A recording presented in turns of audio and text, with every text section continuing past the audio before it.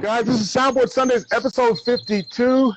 I am your host, Matty Max, Coach Matty the chef when I feel like hopping in the studio, and most amazing co-host, Max Mupese is down there, and we got a special guest in the building, finally got her out.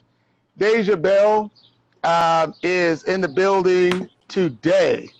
So we usually will always do an introduction, do a book bar, and then we'll go right on into it.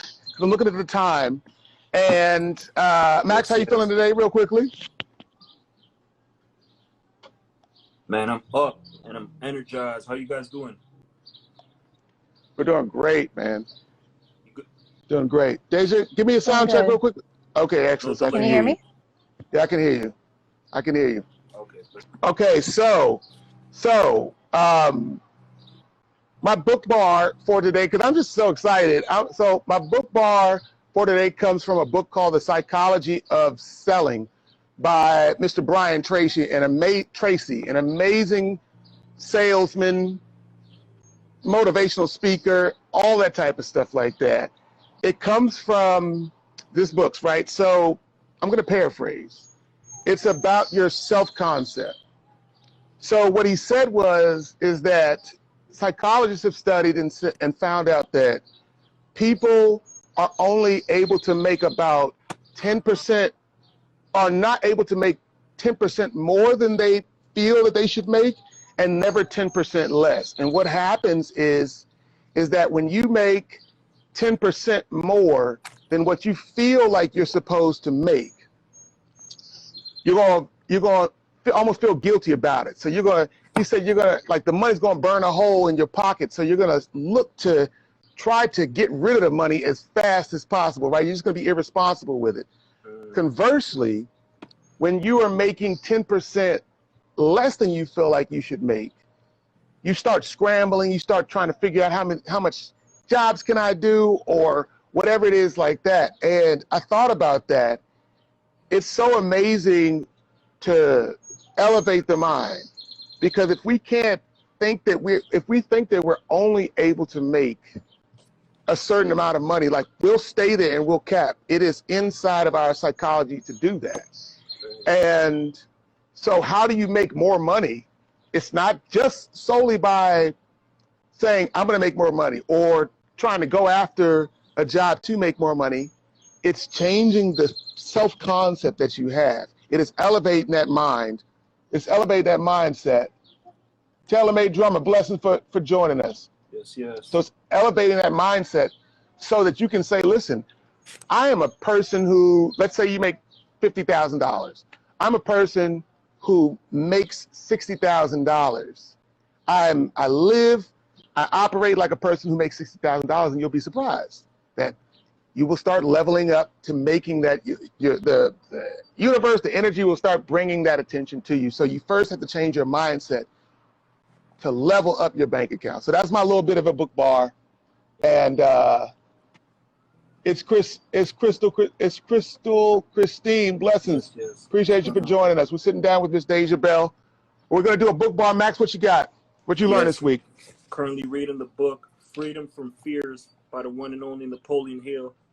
And Nice. I'm at page 34 of chapter 2.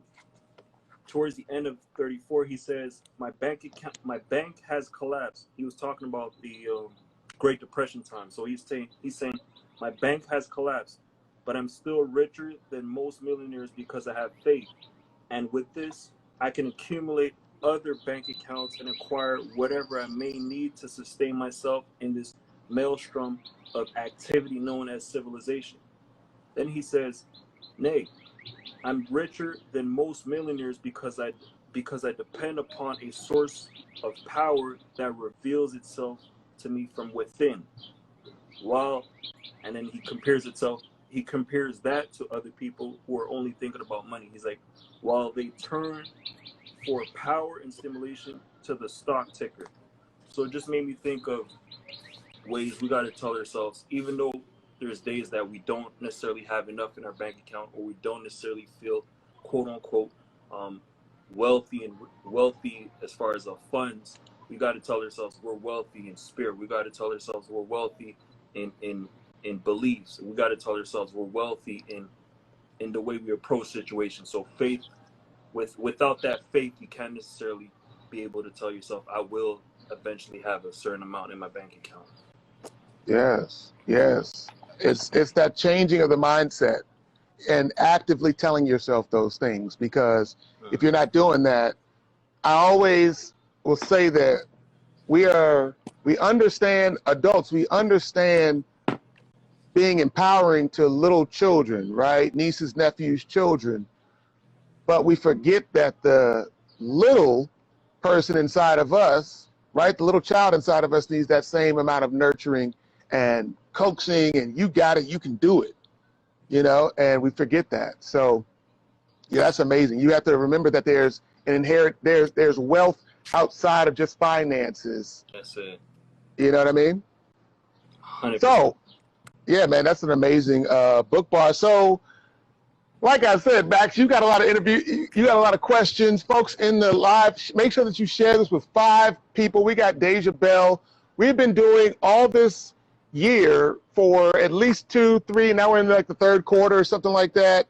We've been talking about becoming the successful artist and becoming the successful music producer. There's a mindset that is involved, right? And then there's work that's involved. And then you got family. So really quick backstory, Deja Belle, Deja Belle and I, we're married. We have 2 children, a 12-year-old and a 1-year-old. And it didn't start out like that. When we got together for music, but working with Deja Belle has been amazing. We have penned music and produced music that is charted, that is top charts, excuse me. And we've released our own music.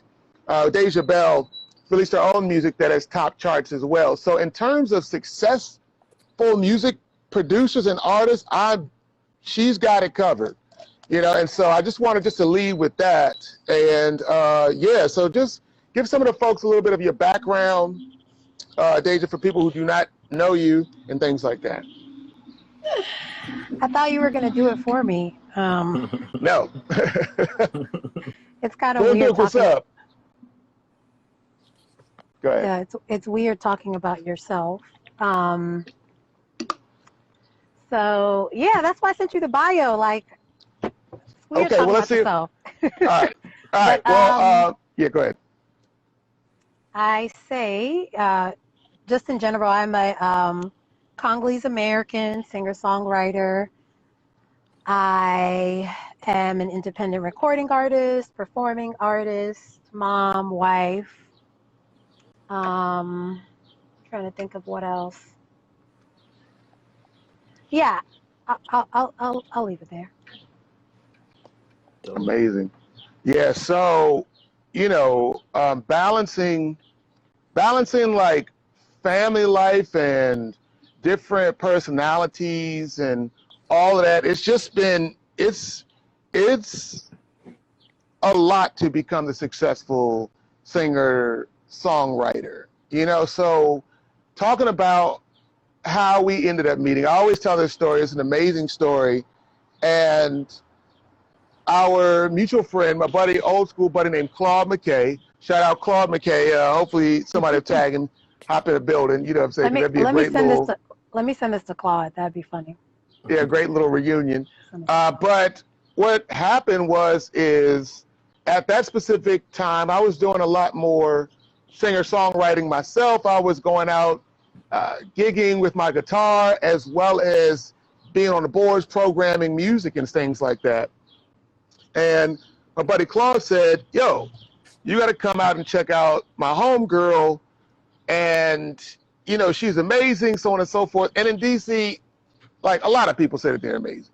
You know, we're both from Washington, D.C. A lot of people say they're amazing, and they're not really that amazing. There's a lot more arrogance in singers. And we talked about that in the beginning, Deja, where when you're just getting started, there's a lot of arrogance there. And so you don't know that you don't know.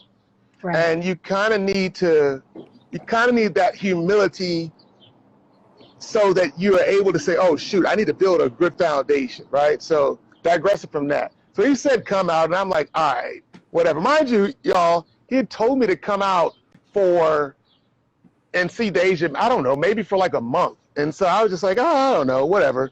You know, I'm into what I'm into and whatever.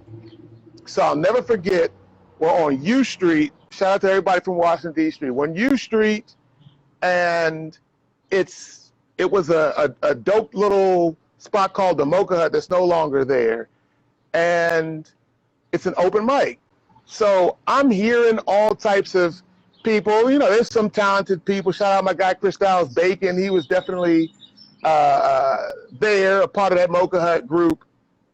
There was a lot of people in this little cafe. A lot of like okay music going on. I wasn't super duper impressed. What I also noticed was that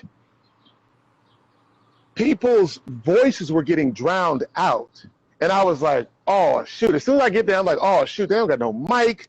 I'm going to have to, man, project. I'm like, oh, gosh. So I'm like, this is about to be whack. I'm already like, this is about to be whack. So I go outside.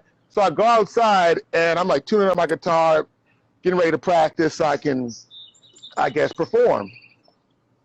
And so I'm outside, and all I hear coming from, and we talking about in the way back of the cafe, all I hear coming outside, I'm sitting right in front, outside, is this voice kind of coming through. And it's like, yeah, well, I mean, anyways, it's this voice coming through. And I'm just like, oh, okay, all right, cool. Well, they must have like, you know, got the mic set up, and they must have got a little PA. So everything about to be straight, at least for me and the rest, this person, this woman, and the rest of the people. So I'm like, all right, that's the bet. Fatima Wilson, what's good? Just Nelson Delaz. What's going on? Zoe Smooth. Troy, my guy. So. Hey, y'all. So the sound's coming over, and I'm like, okay, boom, cool. They've got some good audio going on. I get up.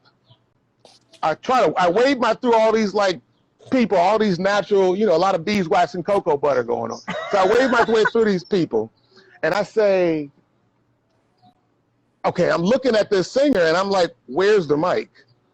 Where's all of that type of stuff? Y'all, it was no mic. It was just this richness, which I can only describe as this, you know, this Congolese kind of richness and tone that was coming over the people, coming over, like breaking through all of the absorption that the people's bodies was creating in the cafe. And I was like, oh, you know what? Forget it. I'm not even performing tonight. That's it. I'm not even performing tonight. Claude, what we're going to do here is we're going to leave this show right now and go up the street and go with Deja, go up the street, and we're going to have some drinks, and we're going to talk about the future. And that's how we got started working together. I believe that was, what, 2006, 2007? 2007. Amazing. Yeah. Okay. Yeah. Yeah. Yeah. So in between that time, it's been, you know, it's just been a whole lot of things that have gone on, you know, in between that time. And, you know, I've been there with Deja this whole time, and just seeing what it actually takes to become a successful artist, right? And, you know, I got to just be full and frontal with our group, Deja, because it's so imperative, because people look at artists who are on stages and all of that. Edith was just, Deja was just featured in Chatham magazine down here in North Carolina. And we look at these artists and we just don't know how much stuff that we've gone through, right? Since that time, Deja tried out for American Idol? Let's see here. Deja tried out for American Idol. We had a child, which really just threw, in my view, like a monkey wrench into certain things, because I'm a musician first, you know? Gio, what's good? So I'm a musician first, and we're sitting down with Deja Belle talking about how she became a successful singer-songwriter. So, and just talking about just the stuff that actually goes on in real people's lives and real families, because so often we're always just showing the pretty parts of our life and not talking about the heavy stuff, right? And I just wanted to take the time to talk about the life. So there's been a child, there's been 2 children actually. There's been deaths in the family on both of our sides, right? There's been difficulty in trying to just find your way when you move to another town and state. We've released bodies of music. We've networked. We have marketed. We've had highs and we've had lows, and it's all that. And so I just wanted to. I want, Deja, I want you just to kind of talk about that a little bit. Talk about being a mom. Talk about being a family woman. All of that, and maintaining this drive for music and what it actually takes, and what it took out of you. So first, even when you say successful, I'm cringing a little bit because I just a little, because I have had success. That is true, and I do have to remember that and remind myself of that a lot, especially when it's not consistent, right?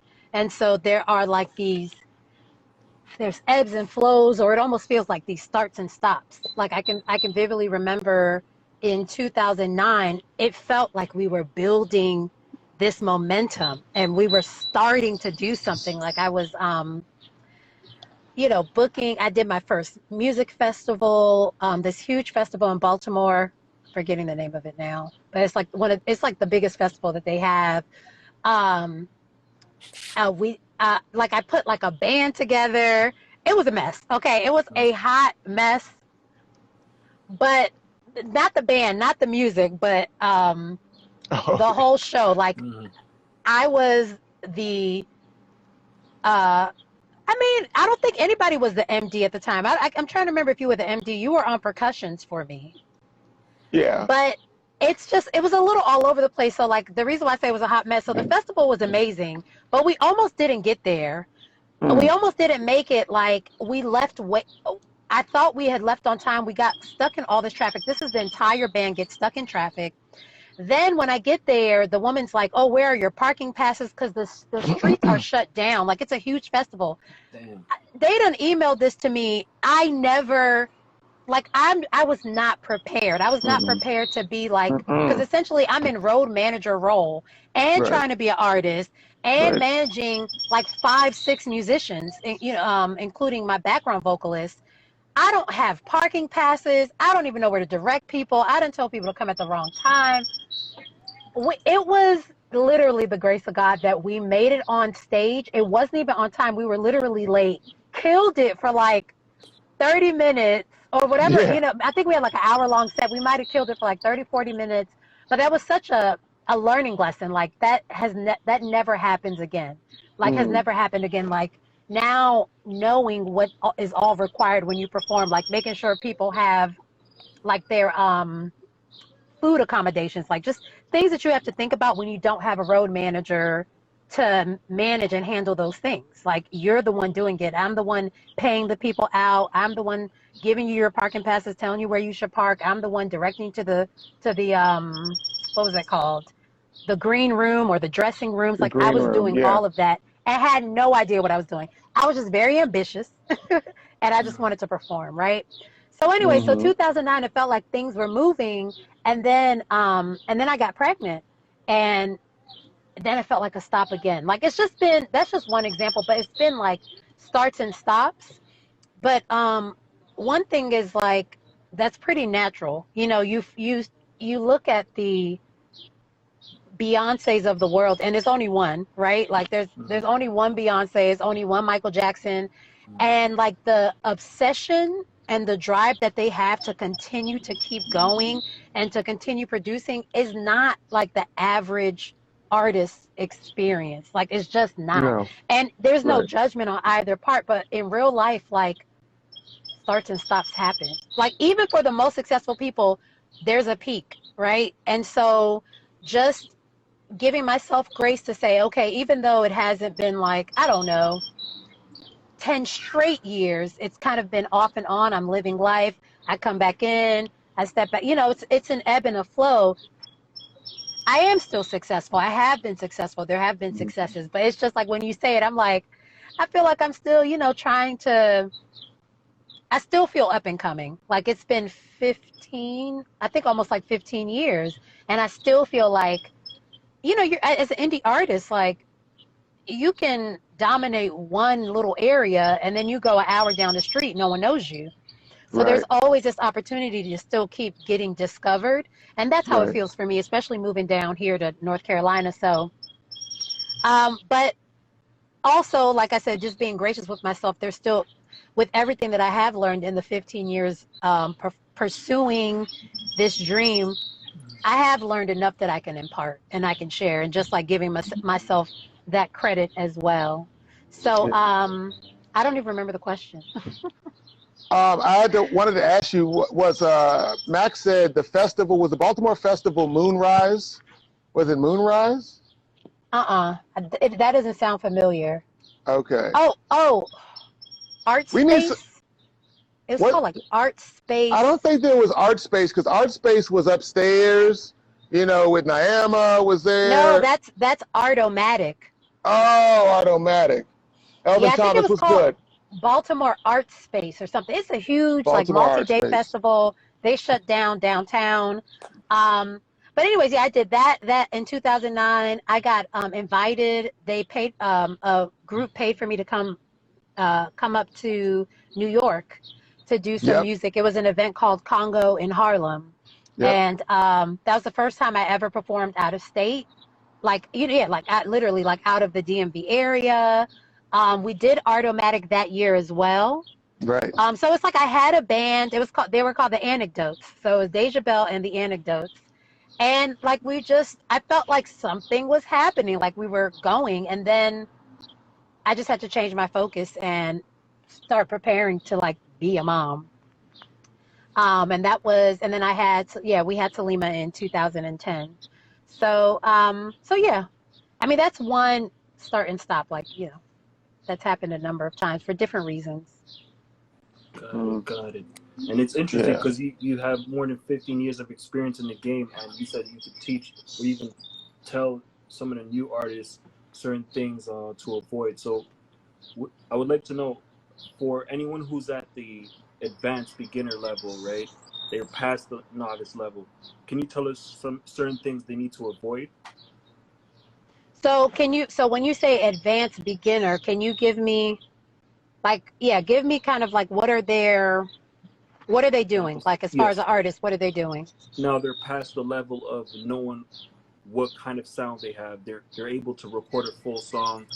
They have music producers or even other people around them telling them how they could release a certain song, on which platforms they want to release those songs. So they created their first Spotify account. Now they don't necessarily know what to do and how to avoid certain things in the game.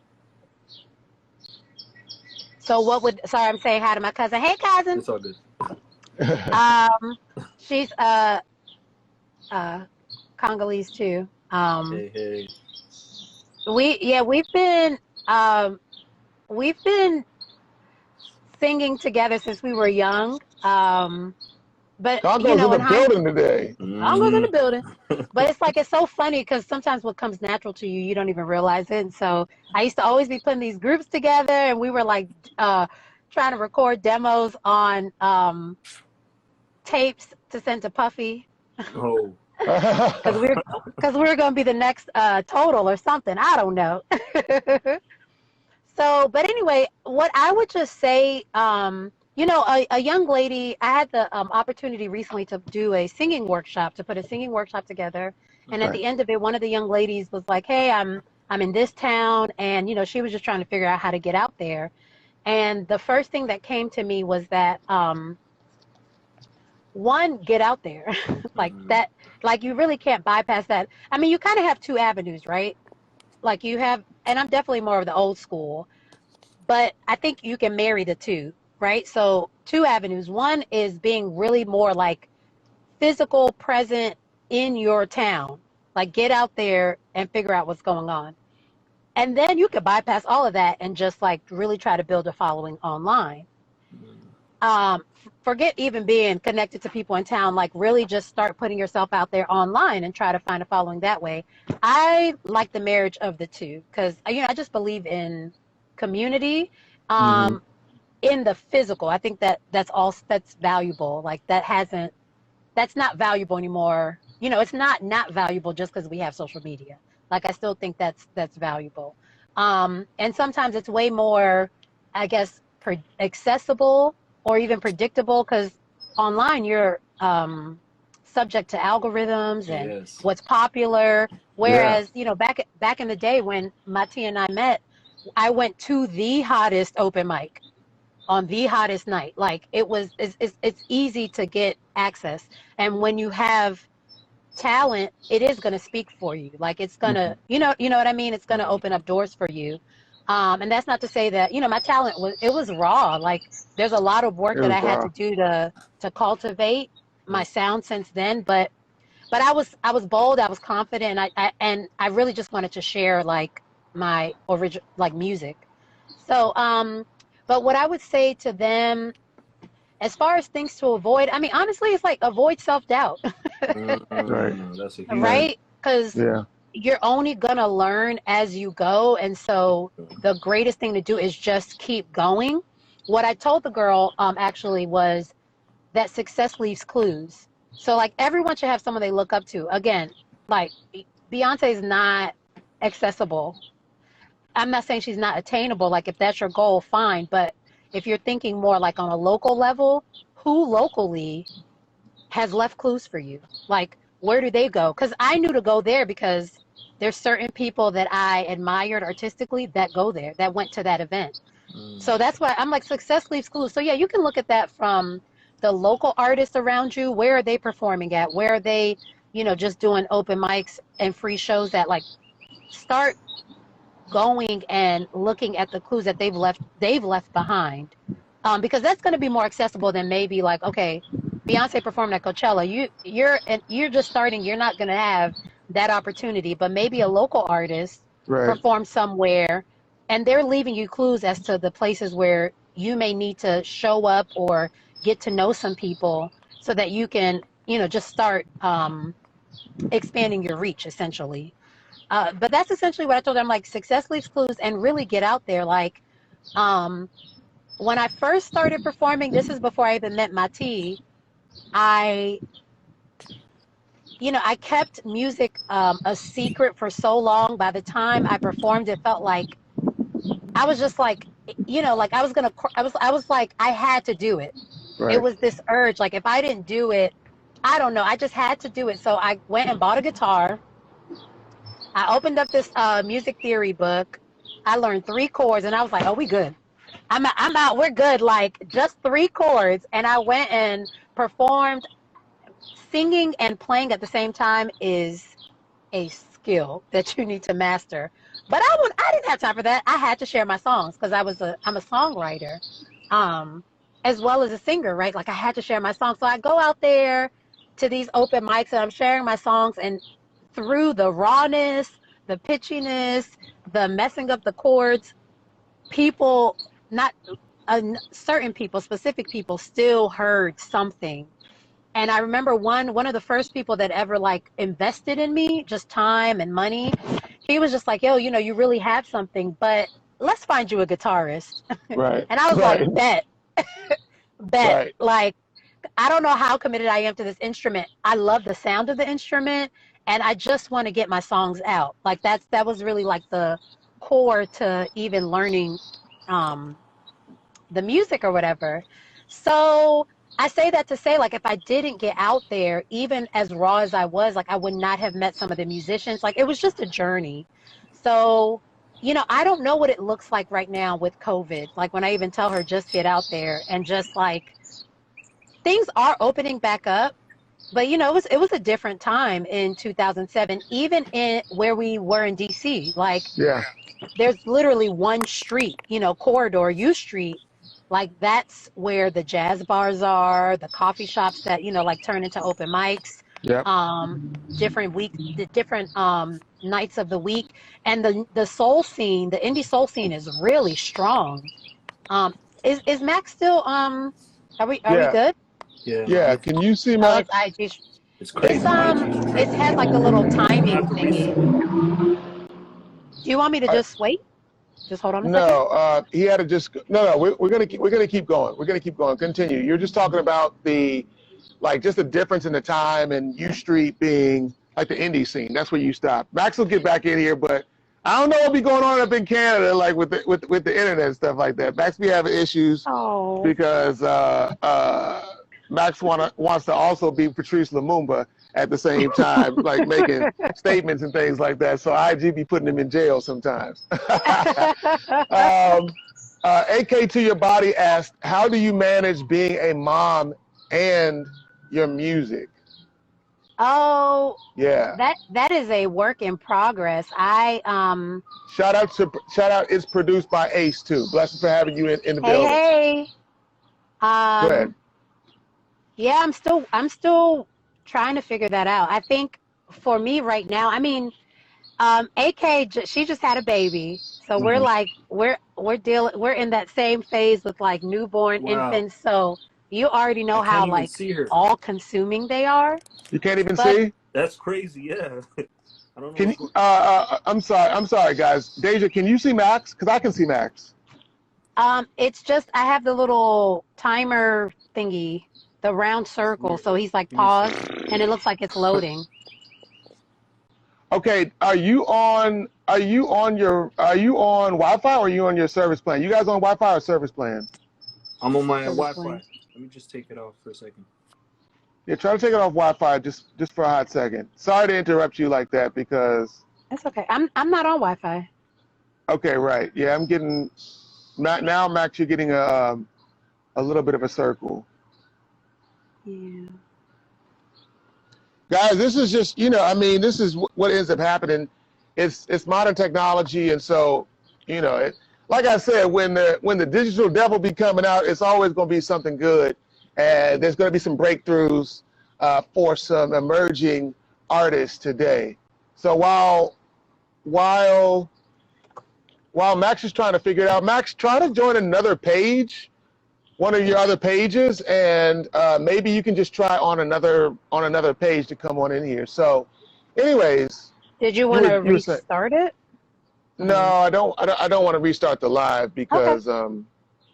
Yeah. Well, I just want to wrap up. Like I was going to say, success leaves clues. So whether it's, a band or an artist that's in your hometown, or it's an artist that's rocking online, like use them as the blueprint, essentially, on like how to kind of like move forward next. Just based on kind of what your heart's telling you, whether it's like, okay, I'm gonna rock out online, or I'm gonna rock out like in this scene. Sure. If you're like lucky enough to be in an area where there is a scene.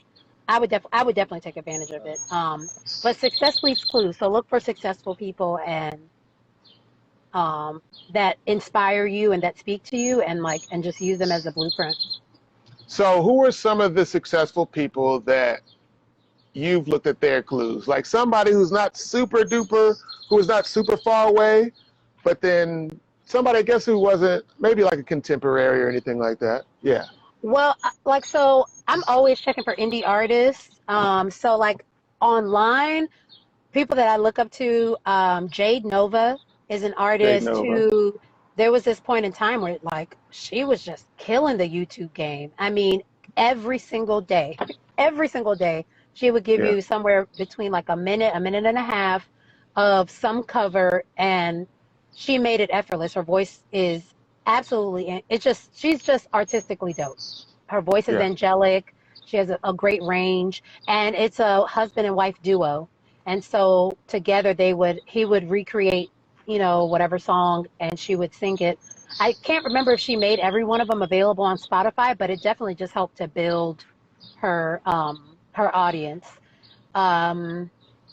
I know that's one person I've looked at as far as like her internet game. God. Toby, I don't know what to do with his Toby. amazingness, but like Nwigwe. Nwigwe. Yeah. Toby Wigwe, Toby Nwigwe. Chukwudukum Wigwe, Toby Chukwudukum Wigwe. So yeah, I mean, just watching how they've just progressed, artistically, their I can't even hear marketing. or see Again, her. it's that consistency. Like if I see anyone that's like consistent and consistent in quality, right? Just like you had mentioned, like sometimes there are people that are consistent, but they're not good. So like they're consistently giving you like average. But when you finally tap into like, your area, your zone of genius, and then you're able to like reproduce that thing consistently, that it's just so attractive. So I think about them. And then as far as locally, like I still am very much tapped into the soul artists who are in DC. So like Cecily, Alexa, I believe is like, Cecily is her name. Bunbury. Okay. Yeah, Yeah, Bunbury, but I think she's like, if you look at her up online, it's Cecily Alexa. But Cecily's amazing. Yazara was from DC. And you talk about success leaves clues. Like I love Erykah Badu. And back in, gosh, is that the early 2000s? Yazara was vocal producing, like, if not all, a good number of the songs on Mama's Gun. Right. And so, like, I'm like, what? She's from Duke Ellington. So I looked at her career. Deborah Bond, who's also another artist in DC. They're just like, there are other ones, but those are just some of the few that I can think of where they've definitely inspired like my journey, and I look at what they do, and I definitely always keep an eye out on what they're doing. Right. So how important is it to, I guess, find singer-songwriters who are moms? Somebody said I can't hear or see her. Is that basic? No, that was HH? that's Max's Max? Oh, Max's okay. page. I don't Okay. know, guy. What I think is Max is just having some difficulty. I don't know exactly why. I don't want to restart the live. I could restart the live. Oh, okay. Okay. I Well, could restart the live, is it going to just and mess stuff up it on might your not end? mess it up, but that's what we'll do, guys, because I want to get Max in here because Max had a lot of questions. We're going to restart the live. Just give me literally 1 minute, okay? And everybody just come on back into this live, okay? He said he was going to restart his device real quick. If maybe you want to wait for that. Okay. Okay. Yeah, we'll see. So how? All right. So what do you do when you see these people's success, and then you kind of compare it to your own success? Because this happens with artists, right? Music. This happens with artists and music. I can see y'all. Okay. Now Troy said he can see it. He's totally gone. Hey, Troy. He's totally. Hey, Water. That's Water, right?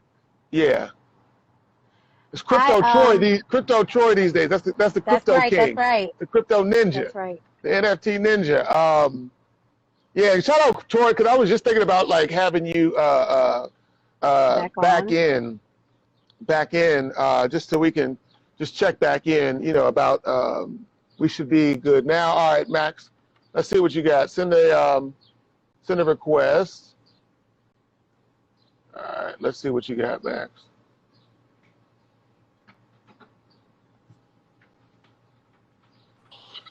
There. Hey!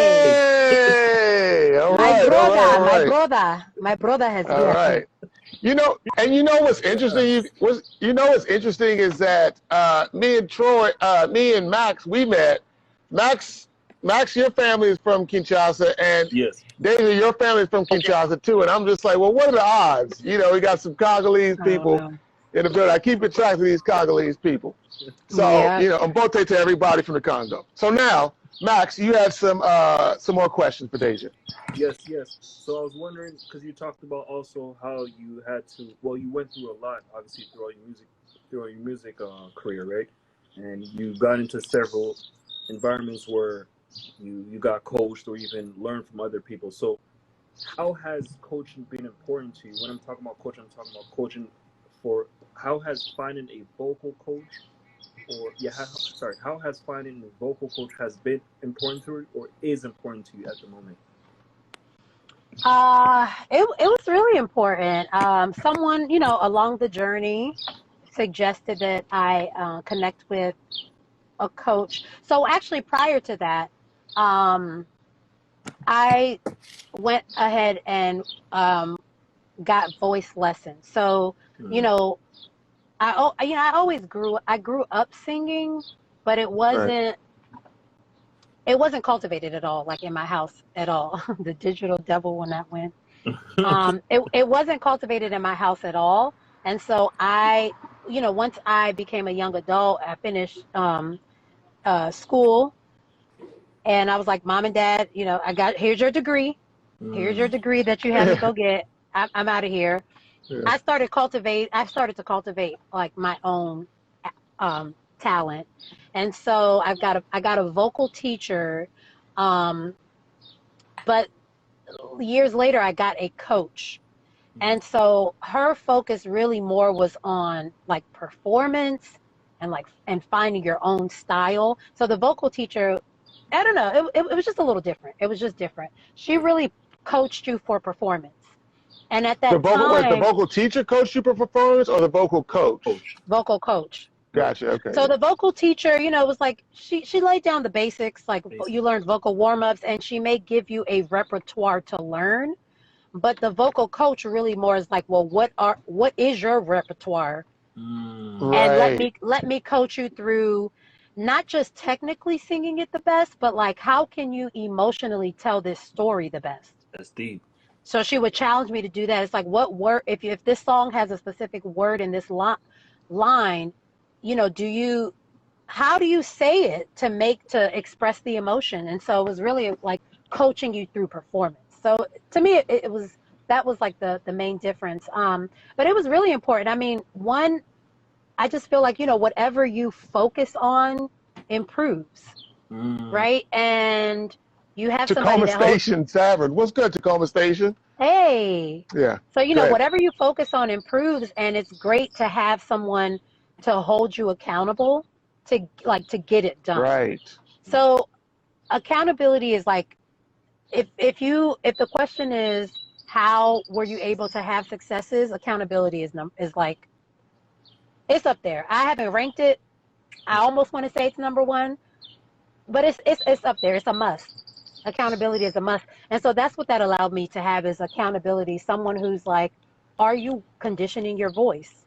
Mm-hmm. And sometimes I'd be like, I know the exercises, but no. But she's like, all right, well, I can tell.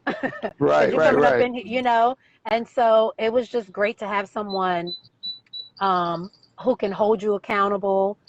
And essentially just hold you accountable and like help.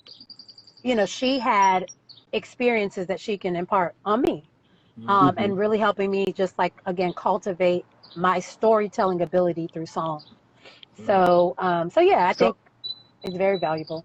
Yeah. Somebody who's been there where you're trying, where you are, and somebody who's been there and they know where you're going. That's amazing. So the vocal teacher. I'll say this. Okay. And sometimes it's not so much. I know, Matty, you and I have talked about this, but sometimes it's not so much about the fact that they've been there, but it's just that they really have a gift of like coaching. Right. And so. That's a good point. Like she, just based on her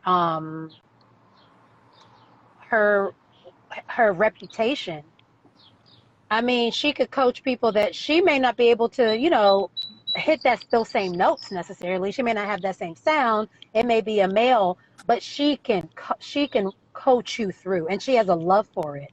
That's also important, because when you're like holding somebody's hand like that, just the level of patience that you have to have, like you need to actually have a love for the process. Right. She has a love for the process. And so I think that's what really makes you a good coach. It's like you have a love for the process. You're able to take somebody through it successfully, and you have a reputation of doing that. And that's what made her good. Hey, I gotta write that down. Yeah, I gotta write that down. That's very, very Yeah. good. Yeah. Yeah, that was heavy. Hey, Felicia. Hey, listen, guys. If you want, we're not going to stay on forever. If you want to come on and ask Deja Belle anything about, becoming a successful singer-songwriter, or at least continuing your pursuit of becoming a successful singer-songwriter, press 1 to go live. Make sure that if you're enjoying this, share this with 5 people right now. Share this with 5 people right now, because I think it's so. Everybody's time is extremely important, and just to be able to get her out of the house, had to find babysitters and all that type of time like that. So she's been here. She's come here to bless everybody with that information, and again, provide you with, like, you never know. You can ask a question that will unlock, the next piece of your puzzle. Yeah. That can end up becoming yes. Because I remember something that my vocal coach said. So she became a friend. First of all, she really wanted to see me win as an artist. So some of it almost turned into like her coaching my career. And she told me one time, as what she experienced herself, coming out. She came out with one album, and there was this long gap between, like, when she came out with that and the present time. And she just, like, I'm going to paraphrase it, but she was just literally like, listen, at some point, because I hadn't come out with the album at the time. Right. I think I had come out, maybe, I'm like, did I even come out with a single? I don't know. But there was so much paralysis through analysis. Now, I'll perform all day long, but recording is a beast.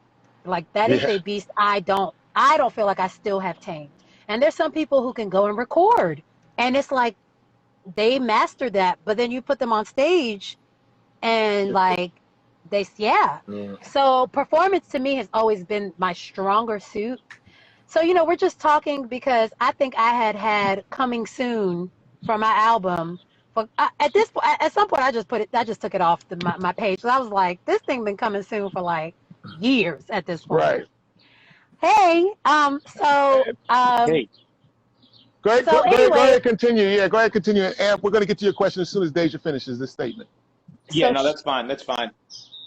Go ahead. So she said something. She was like, listen, sometimes people will ask you, yo, when's your next, when's your project coming out? When's your debut project coming out? She was like, but at some point, people are going to stop caring. People are going to stop asking. And that joint, I don't know. It just hit in a certain way, but it was almost like, don't rely on this whole like anticipation thing, because people will move on. Right.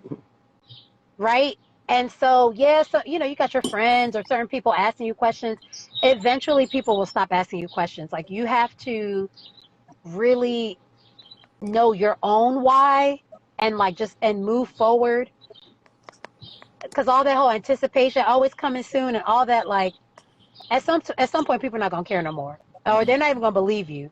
So, like, you really have to, be consistent, and be consistent, like, for like integrity's sake, like for yourself, But that kind of resonated, because I and if it wasn't for my T literally being like, listen, we have got to get this project out, it probably would still be, my debut project would probably still be on somebody's hard drive.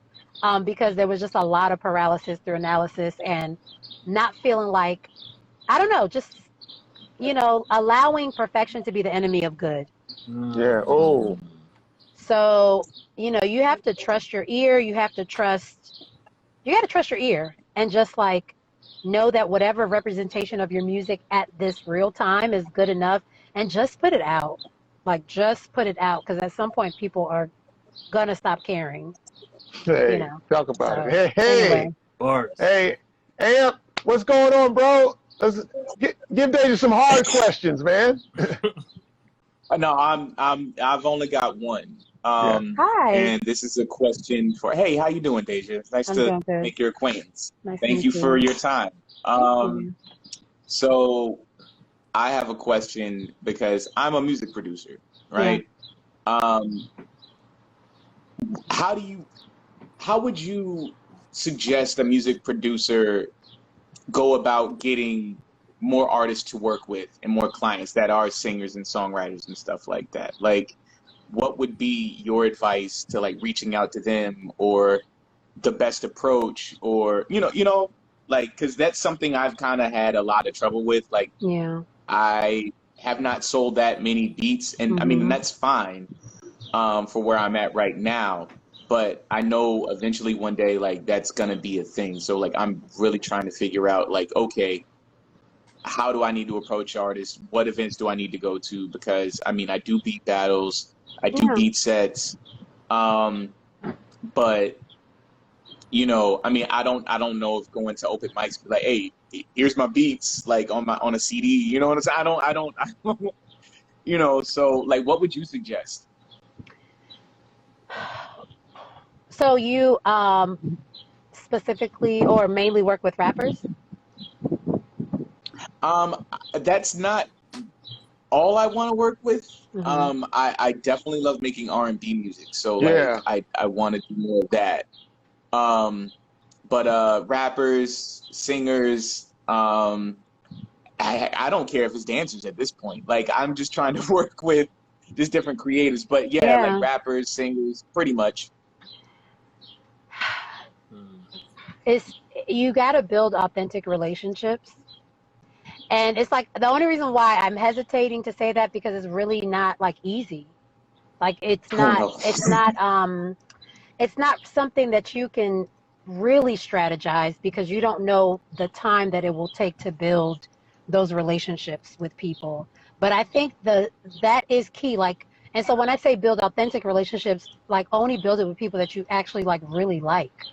Not just that, they're artists, or you feel like they can get you some sort of exposure or whatever. Like, you really have to bang with them on an artistic level. You really have to believe in them on an artistic level. And then just personally, like, there has to be a vibe.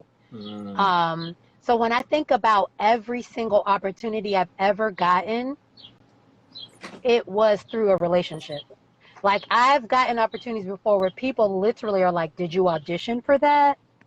How did you get that? And I'm like, somebody knew. Like, there really is no explanation other than the fact that I had a relationship with, like, again, they knew me artistically to have integrity. So that's first, right? Your art has to have integrity and be good. Right. But now that I have the relationship, like, when things come up, they think about me. So so like, for instance, I have someone that I've known since high school. It's not even like we're tight, right? But I've known him since high school, like 20 something years I've known this guy. And we've kept in touch throughout, just kept in touch. And he's a musician. I think he went to school for music. He's also like a film director. He creates movies. He writes and directs movies. I've known him for 20 something years, but I just because we've kept in touch, he likes my music. He knows that I've released music.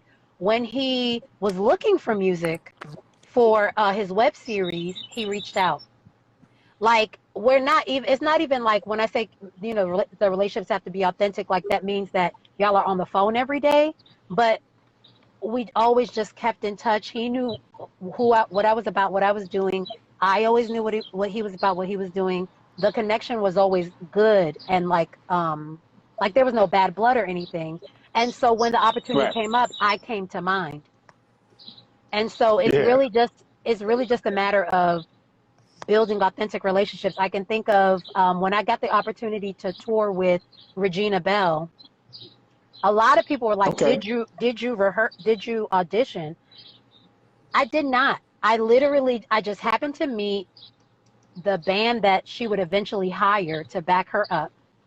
They liked me artistically. They liked me, like, I wasn't difficult to work with or anything. So when they got the opportunity to work with her, she wanted 2 background singers. They were like, bet, we just met this girl.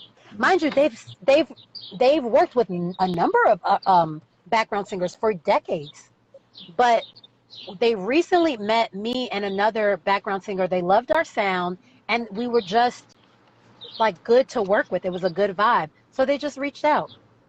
And that one reaching out was supposed to be one show at a famous club in DC, but that one reaching out ended up like 6 months later, or maybe 9 months later. I'm in South Africa touring with Regina Belle. South Africa, y'all.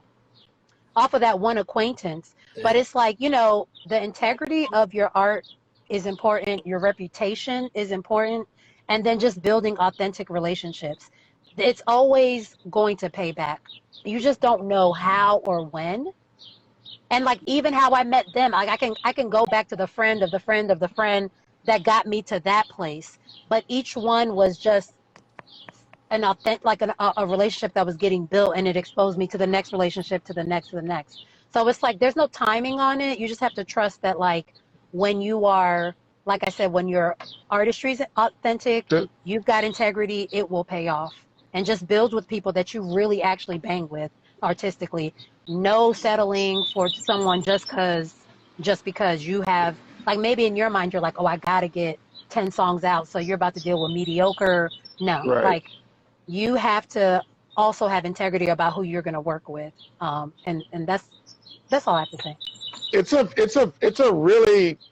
the balance between being way too arrogant, where you're not getting no money, and being way too humble. And we talked about that. Yeah.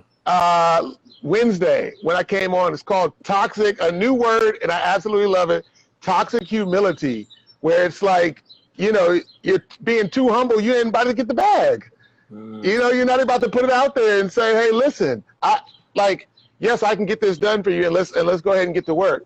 Megatron said, was it the 730 Club that you were talking about? Was it the 730 Club? You said it was a popular club. Yeah, you, Deja. What? The 730? No. Great question, too, Ann. Great question.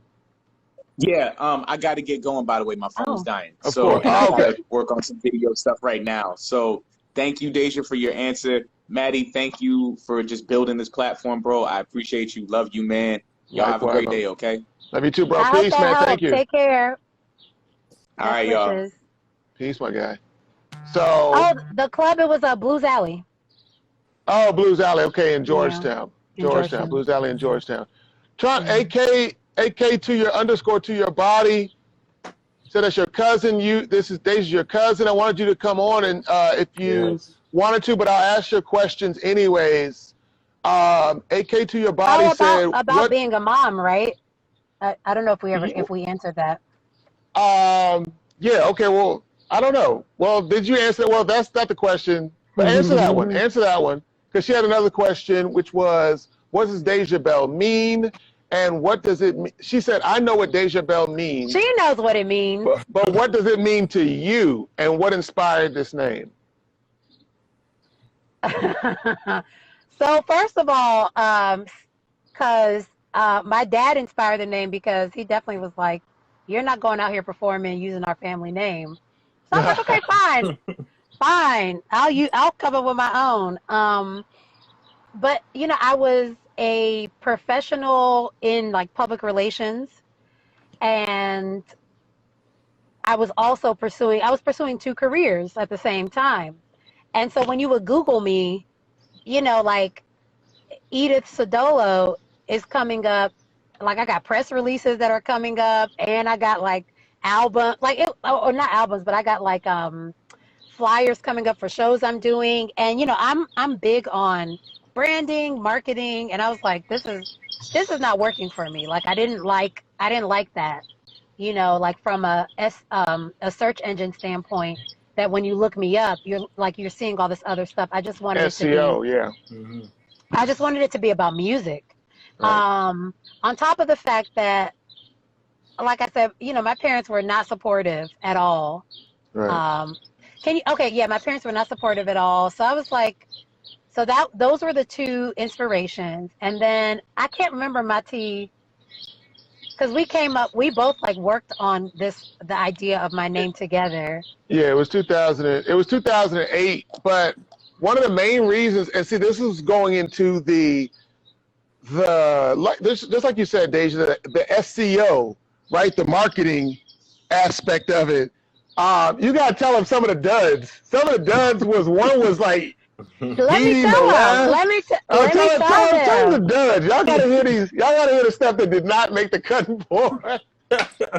Good, yes, good Go immigrant ahead. parents, first Yeah, generation, lawyer, doctor, engineer. That's all you yeah. got as options.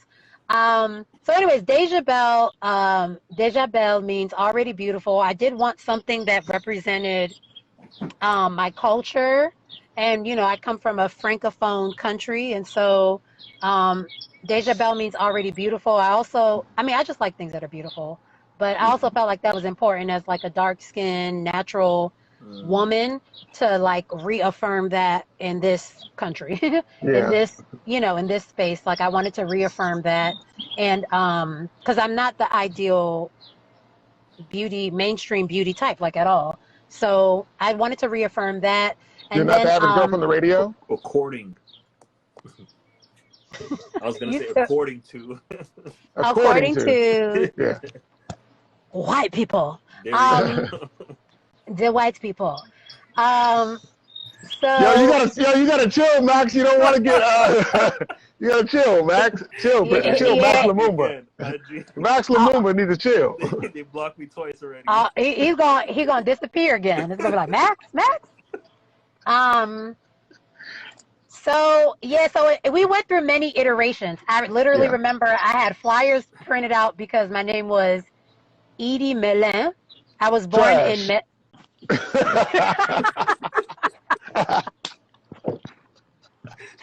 Trash. Go ahead. I, Okay. I was born in Melun, France, so I thought that was gonna be like dope. But I remember the announcer was like, Eddie Maloon to the stage. Eddie I was like, Maloon. all right, canceled. And then I was like, ooh, what about Edie Cardigan? Trash. Because I loved wearing cardigans and going to the library. Yo. And then it was like, what about Deja? No, then my team was like, oh, yeah, it should be Deja Blue. I was like, Deja Blue? Like, nah. Yeah, I mean, And then we're working out, yeah. I was like, all right, Deja Belle. And we're like, Deja Belle. And I still like that name, but the funny thing about the name is that sometimes people are like, did you say Dave Chappelle? No, Right. I did not say Dave Chappelle. It's so close. It's so close. It's Dave Chappelle. I said Deja Belle. But Well, all the francophones don't mix it up. You know what I'm saying? It's just the Americans. You know what I'm it's just the saying? American. Like, yeah. But the funny thing is too, like all the francophone men, it's like they use it as their if they're trying to like holler at you, it's like, ooh, oui, yes, you are Deja Belle. I'm like, oh my God. This is so corny. I've heard this like 100 times now. Right, Yes, right. that is true. You are Deja Belle. Orlando, like, what's up? Rose, what's good? So anyways, just saying what's up to some folks in the room and just resetting the room for 2 seconds. We are sitting down talking to the successful singer, songwriter, artist, mom, wife, Miss Deja Belle. Deja All Belle. right. So anyways, continue though. That's I think Oh, that's that was it. Okay, yeah. So Miss AK said, AK was just like asking about, your parents, the support, and I guess not getting the support, and you kind of talked about it, a little bit, and, not getting the support. And again, in Canada, where we've got viewership, and even in the States and stuff like that, there's a lot of first generation children of immigrants and things like that. So if you're speaking to these first generation singer-songwriters, right? Yeah. What do you tell them? Because they're either just getting started or they've been at their job and they're like, you know what, I want to sing, but I don't know how to. I guess I don't know because there's social pressure. I don't know because I'm not, that's not my whole thing. Like, I'm a Sigma male and we just moved to our own beat. But, where there is a culture involved, can you speak to some of those, give them some encouragement or something like that, or let us know? Yeah, I mean, I think that like, at the end of the day, like, well, I won't say at the end of the day. Let me actually, this is what I want to say. Music was a huge part in our family, like of our family life, right? Like my dad is loves music, especially music from the Congo. So that's all I grew up listening to.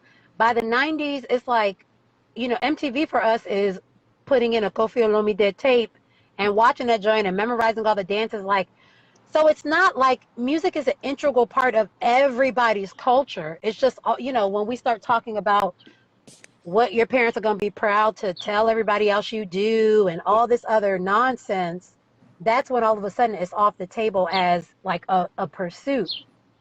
What I'll say is, you don't have to quit your day job. I know you all have talked about this, but, let your job be your investor.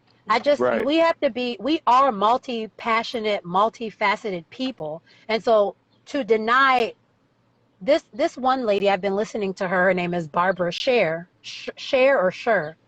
And she was like, to deny any part of your dream would be like, if you have one steak and 10 children, are you only going to give it to some of the kids and let the other ones starve? Or are you going to portion it out for all the children? And if your dreams are those children, you have multiple passions. You're a photographer, you're an artist, you also want to do work in the community. You have all these various passions. You love health and wellness. Does it make sense to starve any passion for one? Like, it really doesn't. And so go pursue if you actually like it, or if it just makes sense financially, go pursue that. But you should not deny or stop pursuing your other creative outlets, because it makes you a well-rounded person. And honestly, creativity is the only thing. Hey, sis. I read this somewhere, but it's like creativity is the only thing that you have that makes you original. Right. Like, that is the only original thing that you have to contribute to this world is your creativity. And you can, be creative in any field or anything that you do, but like, that's all that you have that's original. So you could go to school, follow everybody else, do like everything that everyone else has done. But at some point, when you actually want to show up as your original self, like, you're going to have to cultivate your creativity, whatever that looks like for you, because that is your authentic self. So, like, it's non-negotiable. And so, like, even as a mom, as difficult as it is, I'm realizing to show up as myself fully as a mom, to show up fully as a wife, my creativity is non-negotiable. It's part of my self-care. It's part of self-expression. Like, it makes me the most alive. So I don't, there's just it's no choosing. Like, figure out whatever your occupation is going to be, make your money, and pursue your, if it's freaking what's the word, the clay making, if it's clay making, if it's glass blowing, if it's singing, so like, you have to pursue the things, like whatever speaks to your spirit, you just have to. It's just non-negotiable. So yeah. And your parents are gonna be okay, because if you blow up, they will be the first. Oh, that is my daughter. My daughter. I always knew you had it. So I don't even worry about them. But what I will say though, like, I wanted my parents to be like Matthew Knowles, okay? And because I didn't get that support, it was so crushing. Like, it really affected my self-esteem. But what I realized is, like, you have to create your own family. Yeah. Your own creative family. You got to create your own family. Like, you got to find that support system. Even if you want to, like, literally find a mother and a father in your craft. Right. But you got to, like, cultivate that. It may not be your friends or family, and that's okay. But you need to find communities so you can have the support, because that is normal to desire that. I just was looking for it in, like, the wrong people. They were never going to be able to give that to me. Miss AK, to your body. Oh shoot, we done lost my guy. He'll come back. What I wanted to say, Edith? Hey, baby. Yes. I heard you say earlier something about, like, you got your degree and you was like, here's your degree, right? Yeah. To the parents and stuff. And I'm just like, I know there's no regrets. Everything happens for a reason, and you always end up exactly where you were meant to be, right? But, like, looking back in hindsight, can you still be like, You know how a lot of these, big artists, they just like from the time they were like 5 years old, their parents got them in them singing classes and all that. And for you, you didn't really get, I mean, besides the little groups we had in the bedroom and, whatever, you didn't really Yeah. get that, right? Do you think that Mm-hmm. made a difference? Did it not? Like, would you have still gotten that degree just to be like, here's the degree? I mean, like, I know there's no regrets, again, but what would you say to your younger self? I don't think it was going to be any other way because of my circumstances. Like, it was not going to be any other way. And so, there really are no regrets. Like, what I learned in school, it all worked out. Like, they just didn't have the capacity to cultivate that gift and to navigate it for me. And so it was going to be something that I just was going to have to pursue when I got older. Like you said, there's only so many Michael Jacksons and Beyoncés in the world who literally, like, their whole family life and everything is based around their artistry, and they know by like 7 or 8 that that's what they wanted to do. Like, for me, I don't even think I didn't even realize until later. Like, I think I ran into one of our other cousins, and she was like, Edith, girl, do you remember all those songs you used to sing? And it kind of like, Olga, yeah. And I was like, did I? It almost. We're so proud of you, by the way. Oh, thank you. Don't make me cry. We always talk about you, and we're like, we knew we weren't going to make it. We had.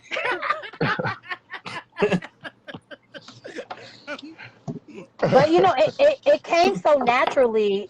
I didn't think twice about it. It was just something I did. I was always writing. I was always singing. I just didn't really think twice about it. And so it does affect you, though, right? Because like I said, you need to be bold. You need to be confident.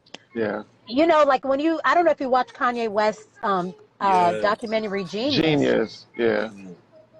But he had a mother that just built him up. I'm going to go look at it now. Oh my God. You have to watch it. The relationship between him and his mom is so beautiful. Send me the name, but she was I'm going to forget. Okay.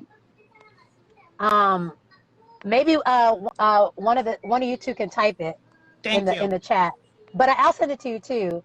But like, yeah, you need that, So as a parent now that I'm a parent, I'm always looking for clues as to where my daughter could potentially where God has blessed her as far as her gift, right? Because I want to be the one that's like, okay, let's cultivate this, or let me at least be here to support you on however you want to do it. I'm not going to push you, but I want to be paying attention. But our parents were just trying to survive. Like my mom, she don't got time to be like, oh, you can sing. She's like, girl, I come from Congo. Everybody can sing. Like, it's not, you know what I mean? It is like that back home, right? Like, it's like, like what? I don't know what they said. Everybody who's watching, I don't know what they said, but that was Lingala. I don't know what they said. No, like a lot of movies will be like a musician coming to marry a young girl, and their parents are like musicien. There's actually a movie called what's that movie with Papa Wemba? Help me out. La Vie I don't know the movie. La Vie Belle. Yeah. Well, when he came to marry Kabibi, he was a singer, and it was like, what? A musician? He came to get the dowry money, and they kicked him away because he was a singer. Wow. Yeah. So it's like. But what I don't understand is do you know how Congolese love music? Right. Right. You know what it's like? This is what it's like. It's like in America how people love Black culture, but they don't love Black people. Right. That's what it is. It's like you love the art that we create, but we're not good enough. That's it. It's not good enough to actually be the artist in the family. That don't make no sense to me. Yeah, that's a good analogy. Yeah. My dad loved music. I remember. My dad, he was in a cover band, matter of fact, and they were over here singing Suku's music with.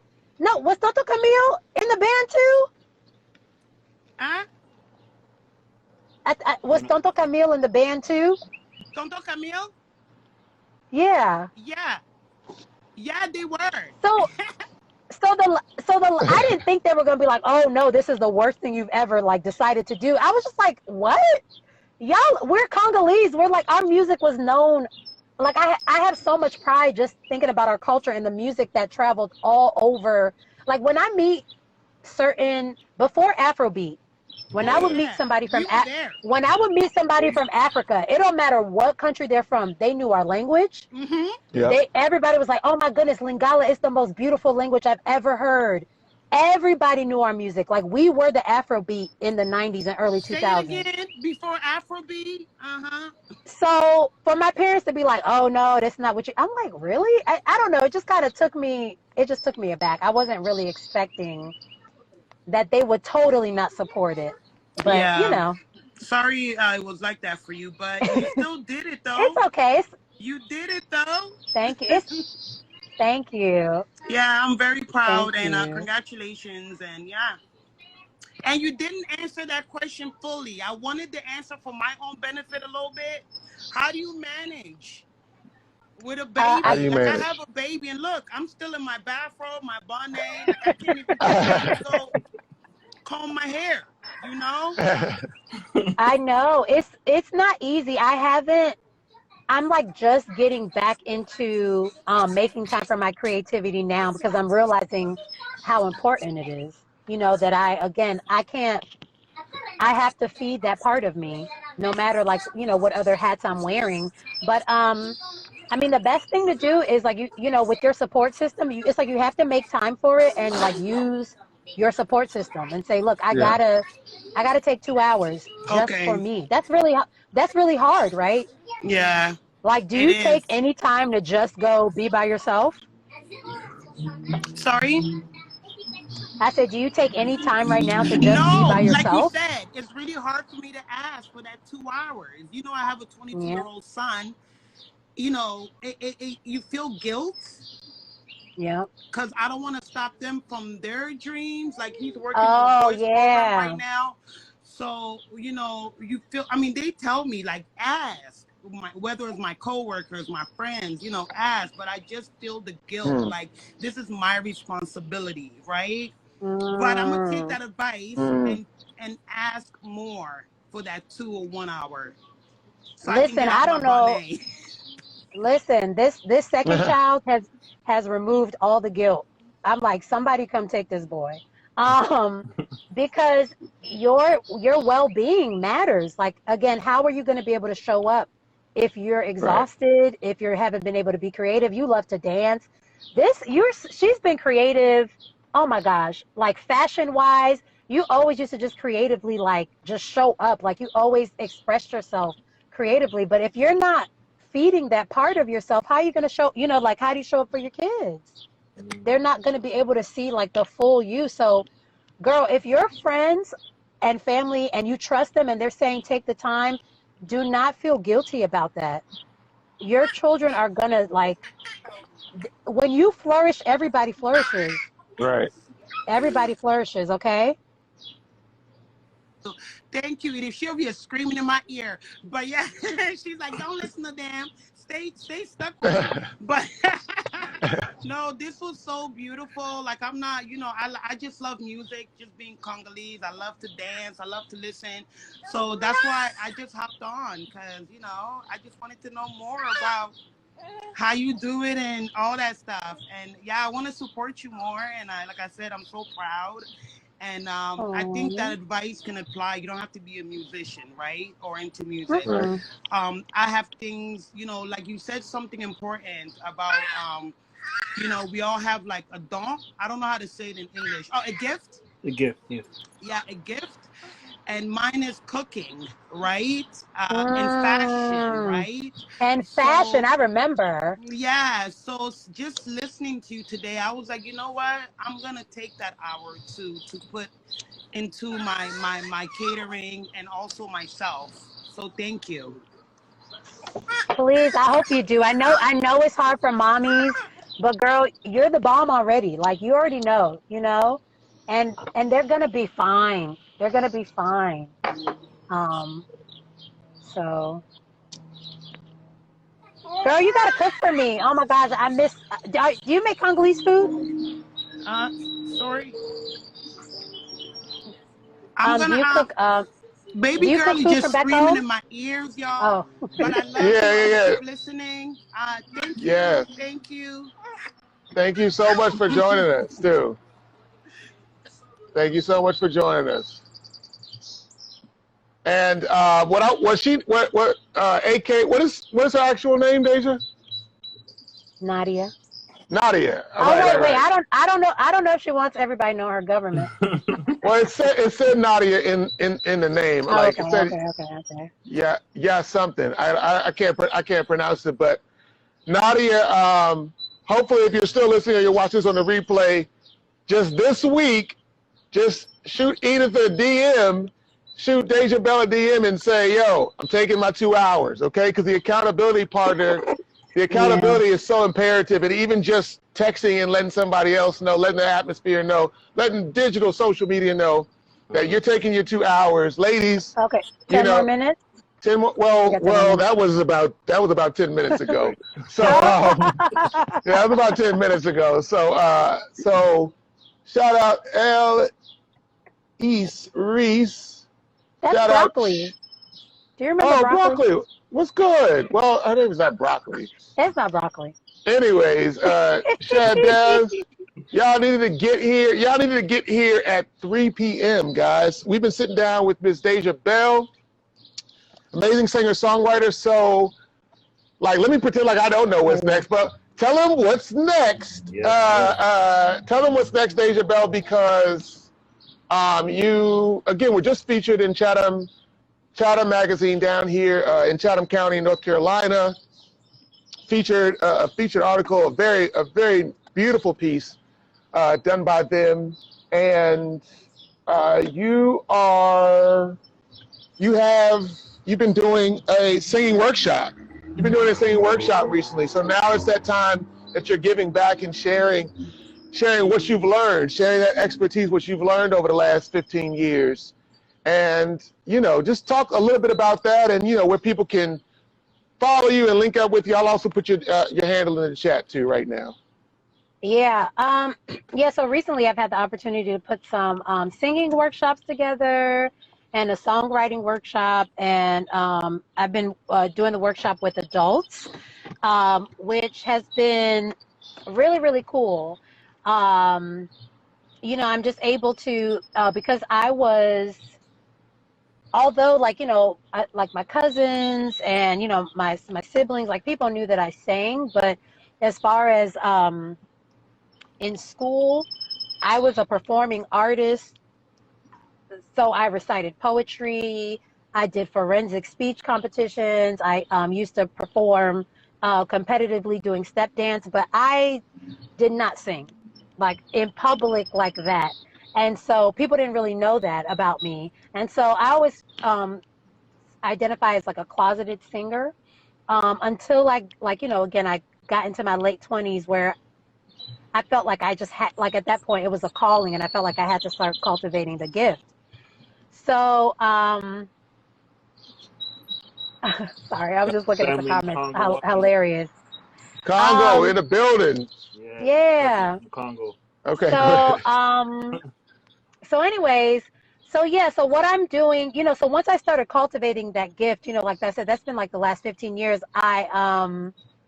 Well, that's what I looked like back then. She has locks now. This is hilarious. Right. Anyway, so what I have been able to do is take those 15 years of kind of how I got myself from being shy, not being able to like sing on stage, to actually having the confidence to not just sing, but sing solo and share my original music, and that journey to cultivating my voice and like all the different exercises that I have learned along the way. And one thing that I really love is red velvet, red velvet voice. So one thing that I love is harmonies. And so I'm also like bringing that to people. Some of the, I have arrangements that I put together that I haven't like released yet of just songs that we know, but I'm teaching them that. So it's just really, it's been fun. It's been fun. One thing that I'm doing that, and I also did like a songwriting workshop, just again, walking people through the process of writing songs, and really how accessible it actually is to many of us. Um, like if you journal, if you write poetry, if you're just able to reflect, you could put a song together.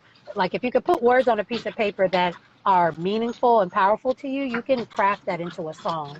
Um, so just like showing people how to do that. But, one thing that I realized as a teaching artist is that, the operative word is artist. So even as I'm teaching, like my number one desire still is to be an artist and to perform, to get a band together, to like get more music out there. Right. Sorry, I heard a Hey car. guys, And it is raining. It is getting yeah. it's a storm looks like it's coming in. I'm outside. Continue. I'm sorry about that. Anyways, but that's also, yeah, I've been putting some songwriting sessions together, and so I'm gonna that's something that I'm doing, but really what I want to focus on is like really getting back to, like I said, being an artist, like the artist part. Right. So yeah, the advice that I'm giving other people is the same thing that I'm doing. I'm looking at some of the successful like neo soul artists around here and just trying to see like the clues that they're leaving me, which events I should go to, and just trying to like build my network here with musicians. Really with the musicians, so I can get back to performing, because that's what I want to do. That's what I love to do, is perform.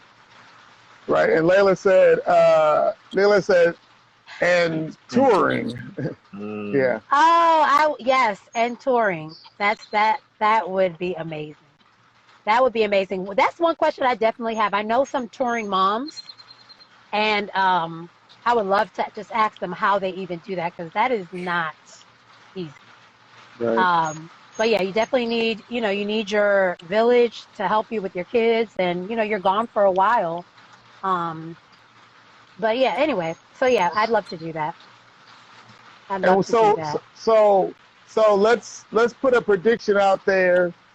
Yeah, let's speak these things into existence. So what are you speaking into existence in 6 months?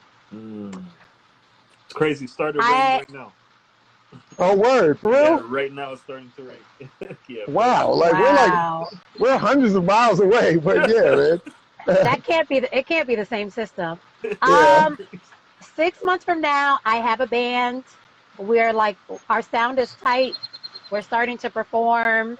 I'm starting to like present some original music to them, and we can where we can actually, start recording. And I don't know if it's 6 months from now, but I am submitting something to NPR Tiny Desk competition next year. Yeah, that is there we go. My dream. There we go. Yes. That's what we're talking about. Let's clap it up. Clap it up. Definitely. Yes, Layla.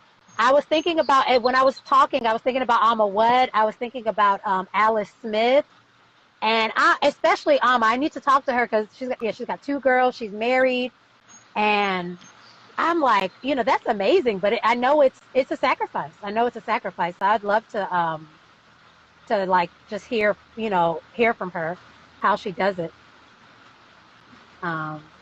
Touring mamas. But anyways, yeah, so at the very least I could come to DC. Tour, there's some spaces I definitely want to go. Yeah. Yeah, with DC, Max is up in Montreal. They need to go ahead and start. They need to go ahead and relax with all that jab conversation up there. She just got back from Europe, I think. Who just got back from Europe? Layla, was it? Amma What is her name. Oh, Amma What? Okay. Yeah, she's based in New York. She's a dope artist, and she just came back from touring with Nate Kinfolk. Something about Kinfolk and Nate. He's a drummer, musician. Is it Nate Smith? Layla might be able to tell us the name. But anyways, yeah, they do. She's like the singer for the band. But I think she writes with them too. But I feel like she's almost like a featured artist with the band. Nate Smith and Kinfolk, okay. Yeah, Nate Smith and Kinfolk, and she's kind of like the featured artist, and she's been performing with them for some years now. But yeah. Yep, there it goes. Well, 4:31, and I know that your babysitters are definitely going to be in overtime paying some money. It's been amazing just to sit down and kind of just be in the audience and just listen as an audience member and not actually a participant, you know, in your journey and things like that. And so, you know, and even just connecting with the people, you know what I'm saying? Again, Congo came out today, you know, and represented in the building. You know what I'm saying? Keith Johnson represented in the building. Congo strong. Well, I'd Congo love to do strong. this again. I feel like Yeah. we didn't even Yes. get to like half the stuff. Like when I think about like there's so much in the journey. Yeah. So I'd love to, you know, whenever you guys want to have me on again, I'd love to come on. Yes, we definitely will. And you know, it's just a matter of, you know, having it's just a matter of having you know what it is, just situations and stuff like that. Just having the babysitters and putting stuff into play. But, you know, the next time that we have you on, you're just gonna have some more of that social proof, you know, that you've done exactly what you said that you're gonna do. And you know, I can't wait to have you on and have everybody check back on in. Because again, like I said, Congo came on in the building, you know what I'm saying, today. And it's definitely a blessing. So, you know, any one last word that you want to, man, you know, like give and things like that, we're going to just sign off. Yeah, I would just say like I said, accountability, like, you know, find community. Community accountability. And allow the individuals in that community to hold you accountable to your own dreams. So maybe first is dream really big, dream really scary. Yeah. Find a community that can hold you accountable to those dreams and believe in you through the process. That's it. Max, you want to take us out, bro? Hey, I just gotta say it was an amazing interview, amazing time spending with us, and thank you again. That's it. Thank you. No doubt. Appreciate you guys. We are out. Soundboard Sundays, episode 52. Done. Love.